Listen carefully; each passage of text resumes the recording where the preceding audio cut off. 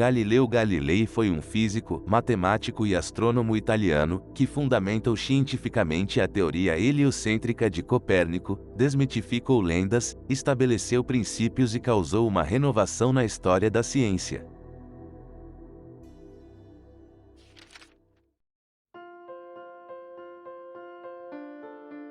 Não se pode ensinar nada a um homem, só é possível ajudá-lo a encontrar a coisa dentro de si. Nunca encontrei uma pessoa tão ignorante que não pudesse ter aprendido algo com a sua ignorância. Duas verdades nunca se podem contradizer. A verdade é filha do tempo, e não da autoridade. Acredito que os filósofos voam como as águias e não como pássaros pretos. É bem verdade que as águias, por serem raras, oferecem pouca chance de serem vistas e muito menos de serem ouvidas, e os pássaros pretos, que voam em bando, param em todos os cantos enchendo o céu de gritos e rumores, tirando o sossego do mundo. A maior sabedoria que existe é a de conhecer-se a si próprio. A ciência humana de maneira nenhuma nega a existência de Deus.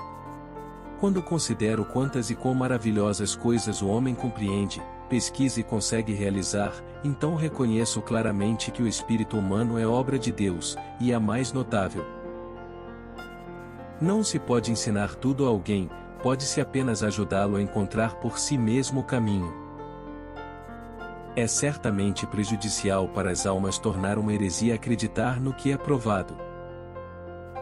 Não me sinto obrigado a acreditar que o mesmo Deus que nos dotou de sentidos, razão e intelecto, pretenda que não os utilizemos. Quanto menos alguém entende, mais quer discordar. A verdade não resulta do número dos que nela creem. Não consigo acreditar que o mesmo Deus que nos deu inteligência, razão e bom senso nos proíba de usá-los. Nunca conheci um homem tão ignorante que me fosse impossível aprender algo dele. A verdade é filha do tempo e não da autoridade, mas a dúvida é o começo da sabedoria. Todas as verdades são fáceis de perceber depois de terem sido descobertas, o problema é descobri-las. Se raciocinar fosse como carregar pesos, então vários raciocinadores seriam melhor do que um. Mas raciocinar não é como carregar pesos.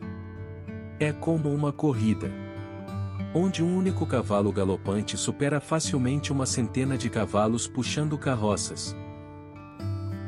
A filosofia encontra-se escrita neste grande livro que continuamente se abre perante nossos olhos.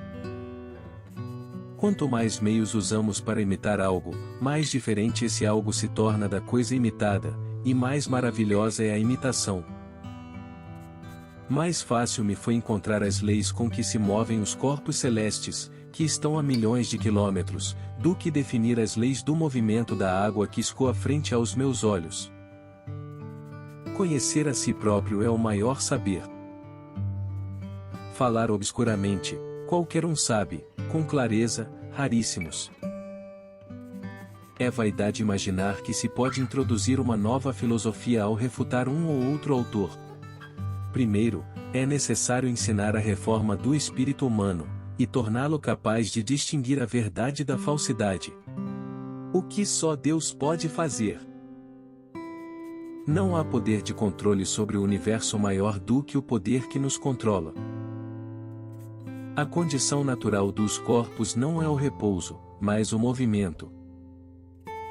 Eu nunca pude entender, ilustríssimo Senhor, de onde originou-se o fato de que tudo aquilo que dos meus estudos achei conveniente publicar, para agradar ou servir aos outros, tem encontrado em muitas pessoas uma certa animosidade em diminuir, defraudar e desprezar aquele pouco valor que, se não pela obra, ao menos pela minha intenção, eu esperava merecer.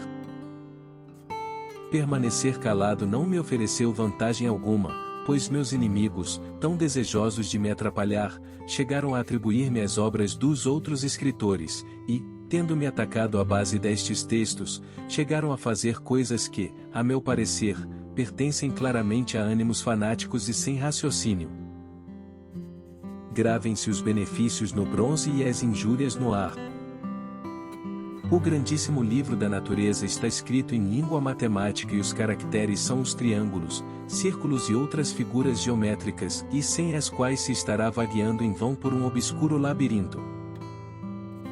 O número daqueles que, nas coisas difíceis, raciocinam bem é muito menor do que aqueles que raciocinam mal. Se raciocinar sobre um problema difícil fosse a mesma coisa que carregar pesos, então muitos cavalos carregariam mais sacos de trigo que um cavalo só, e eu concordaria mesmo que a opinião de muitos valesse mais que a de poucos, mas raciocinar é como correr, e não como carregar. Assim, um cavalo de corrida sozinho correrá sempre mais do que 100 cavalos frisões.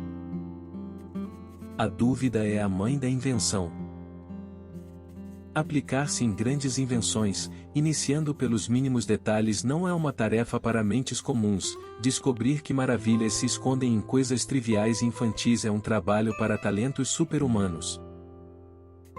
Digamos que existem dois tipos de mentes poéticas, uma apta a inventar fábulas e outra disposta a crer nelas. Em ciência, a autoridade de muitos não vale tanto quanto a centelha de razão de um indivíduo. A filosofia encontra-se escrita neste grande livro que continuamente se abre perante nossos olhos, isto é, o universo, que não se pode compreender antes de entender a língua e conhecer os caracteres com os quais está escrito.